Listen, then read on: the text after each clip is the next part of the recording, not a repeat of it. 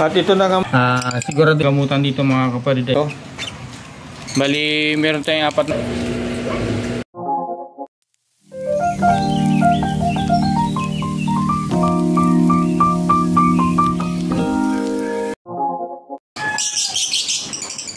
Magandang umaga po mga kapatid.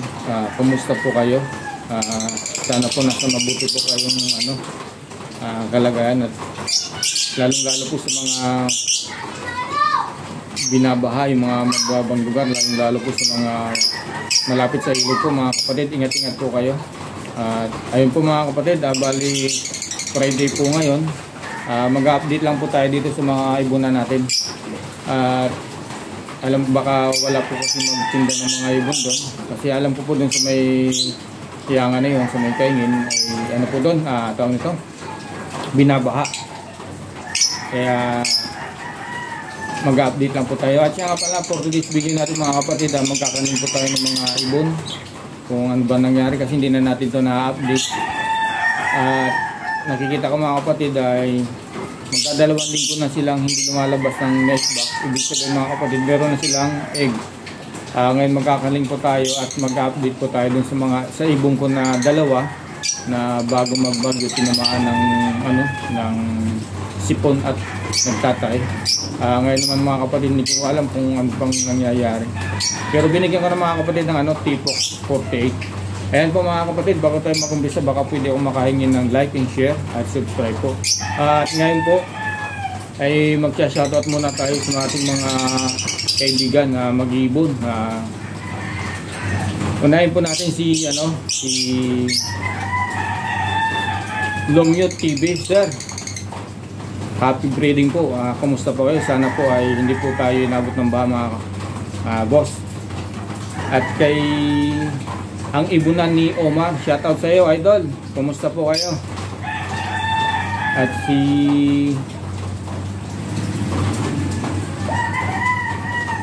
ibunan ni John, shoutout po sa iyo idol. At si Jobert Kasay TV, Kasay J TV pala mga kapatid. Jobert Kasay TV. Ayan, nauutal ako magsalita mga kapatid, pasensya na. At yun lang po mga kapatid. Ayan mga kapatid, magkakanling na po tayo bago tayo pumunta dun sa pinaka nating ibon na dalawa na tinamaan niya ng sipon at pagtatay. Ayan. At ito na mga kapatid, titingnan natin kung may itlog to, itong number 5.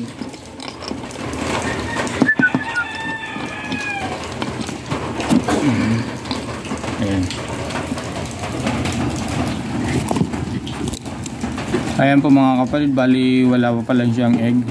Kumbaga nesting material. Ayan, hinahawan pa lang yung mga nesting mga kapatid. Ayan yung hen. Magana yung yung weight niya. Ayan.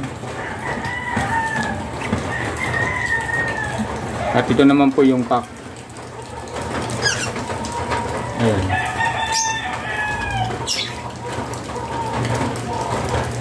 Sana po makapalabas tayo ng mga faded mga kapatid. Ayan.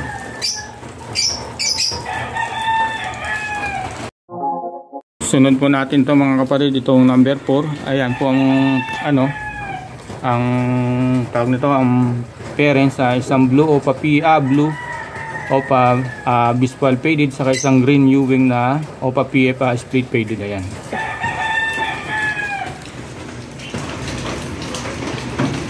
Tingnan natin kung ilan ng itlog. Bali 5. Ayan mga kapatid, may itlog ng 5. Sana makapapisa tayo rito. Tingnan natin kung may flashlight natin kapatid, walang walang ilaw ba yan? Ayan, nagkailaw. Tingnan natin kung may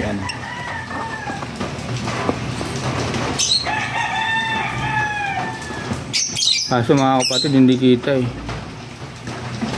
medyo maliwanag kasi yung natin, flashlight sa cellphone. Ay nako, ba't kasi ganito? Patay natin yung ano. Ayan.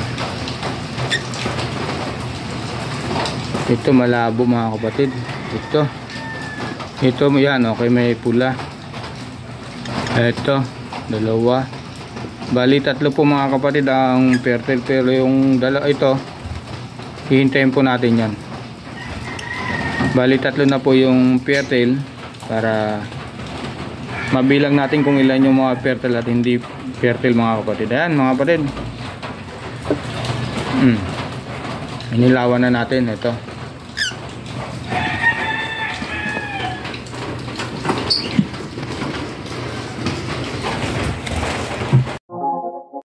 Sunod natin mga kapatid itong project Obadan natin. Sana bigyan na tayo ng Obadan mga kapatid. Ayan. Ito mga kapatid kasi mga 2 linggo na o kulang 2 linggo na hindi lumalabas yung hen. Lumalabas lang, kakain, papasok uli. Ayaw lumabas Ayun. Ayan po mga kapatid, may siya, 4 na itlog. Titingnan natin kung fertile ba o hindi. Ayan, papatayin lang muna natin yung ilaw ng cellphone. Kaya medyo madilim mga kapatid. Yung flashlight natin ay ito, naghihingalo din. Ayaw makisama. Ayaw mga kapatid, palpak yung flashlight natin.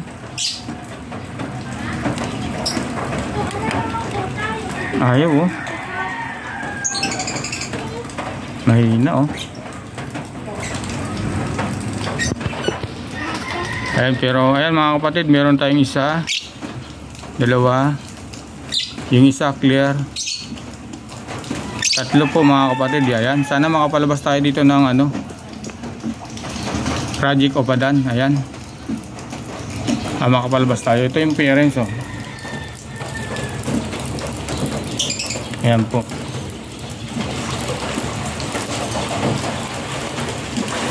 Ayan. Hindi pa harang.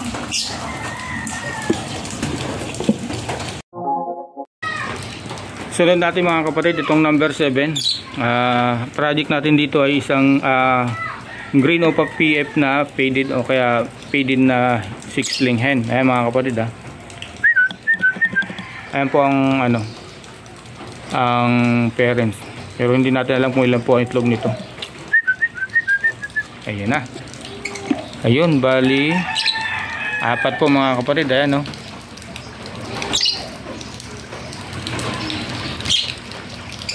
bali 4 po. Ayan mga kapatid, papatayin natin yung ilaw kasi yung ating flashlight talaga naghihingalo.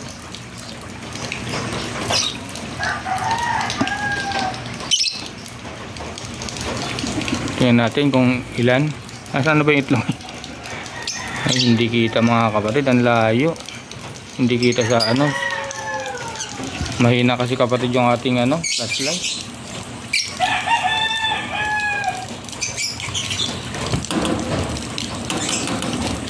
Ayaw na.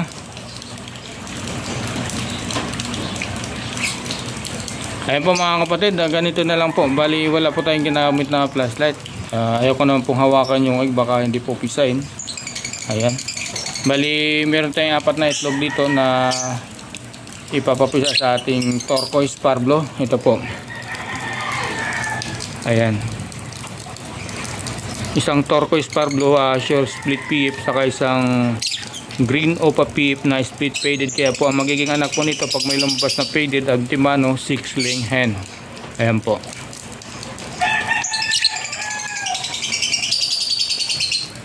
Ayan mga kapatid, bali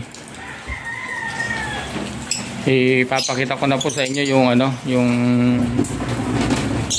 nagkasakit ng tae saka sipon. Ayan po mga kapatid, bali naandito siya. Bali 2 ibon yung naandito. Ayan mga kapatid, bali yung tinakip ko na lang sa maliit na pisa yung takip ng motor ko. Ayan.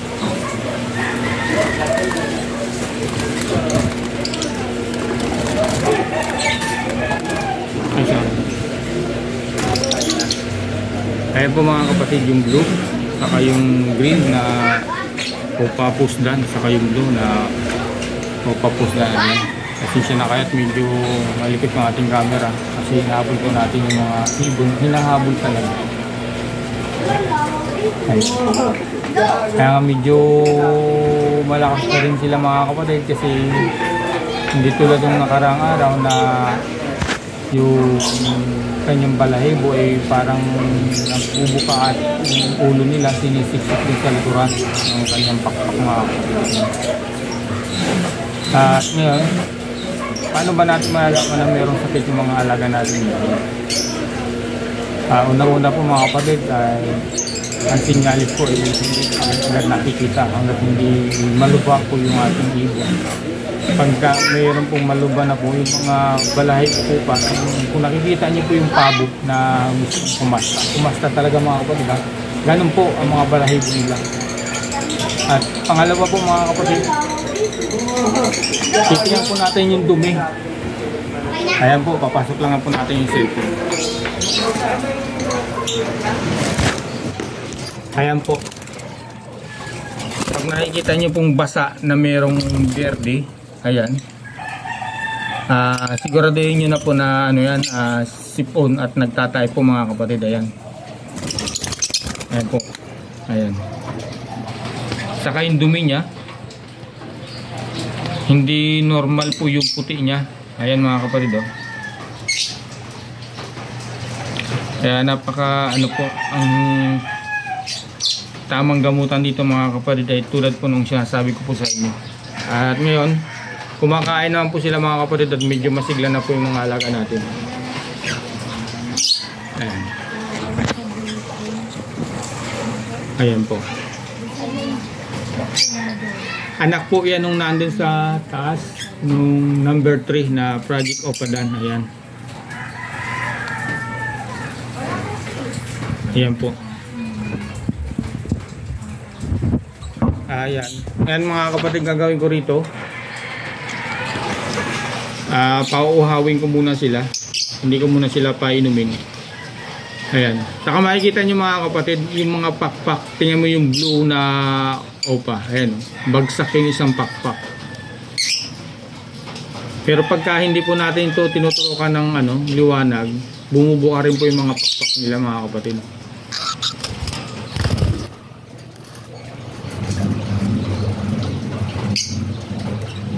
Tapos yung mga balahibo sa ulo, makikita nyo mga kapatid, parang tumutustig ng kunti. Ayan. Ibig sabihin mga kapatid, medyo hindi pa siya okay. Pero hindi tulad ng mga nakaraang araw po na ano po talaga yan. Kahit tutukan mo yan, lapitan mo siya, sundutin ng daliri, hindi po siya hindi po siya nababago yung pagkabalahib niya sa ulo. Ayan. Pasensya na mga kapatid ako medyo magulo yung camera. Ayan. And medyo okay na po yung sa may banda ng ulo niya. Hindi na masyadong tumatayo. Ayan. Pero ang unang araw po mga kapatid, papakita ko, ilalagay ko po sa screen kung ano nangyari talaga dito sa ibon na to ng dalawa. Ay yung isa, pero yung green pala mga kapatid na agapan ko, pero yung blue medyo malala mga kapatid kasi yung pagkakaano ko rito parang wala nang kaya ang ginawa ko, nilagay ko na lang dito kasi nandun yung sa malaking cage. Ayan.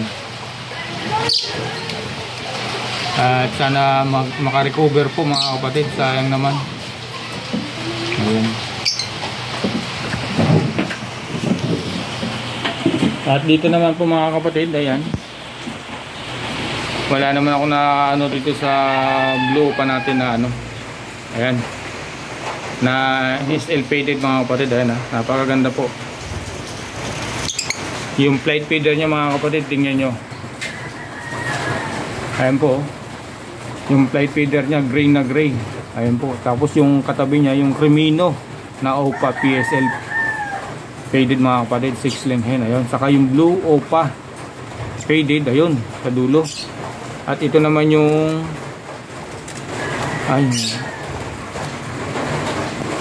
kapatid niya. Ayan yung green.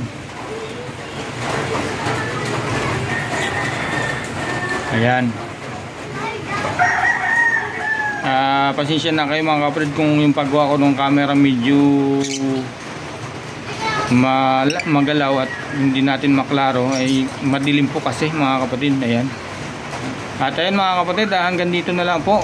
Pasensya na po kayo sa ina-upload yung video ngayon. Medyo humihingi ako ng pasensya kasi medyo hindi maganda.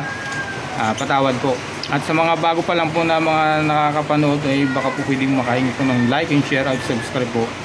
At ito, kung nasaan man po kayo, ingat-ingat po, lalong-lalo po sa mga mababang lugar, sa mga binabaha tulad ng malapit sa ilog. Ingat-ingat po kayo mga kapatid at keep safe po. Ayun po, maraming salamat po sa inyo mga kapatid. At ito na nga mga kapatid, yung gamot na pinain ko sa nagtatay at sa may sipon. Tipok 48. Yan po, excellent po ang brand niya mga kapatid ha. Ayan. Ang paggamit po nito mga kapatid ay kailangan po pauhawin po yung mga ibon. At unang-una po yung gamot. Ayan, tulad po yan.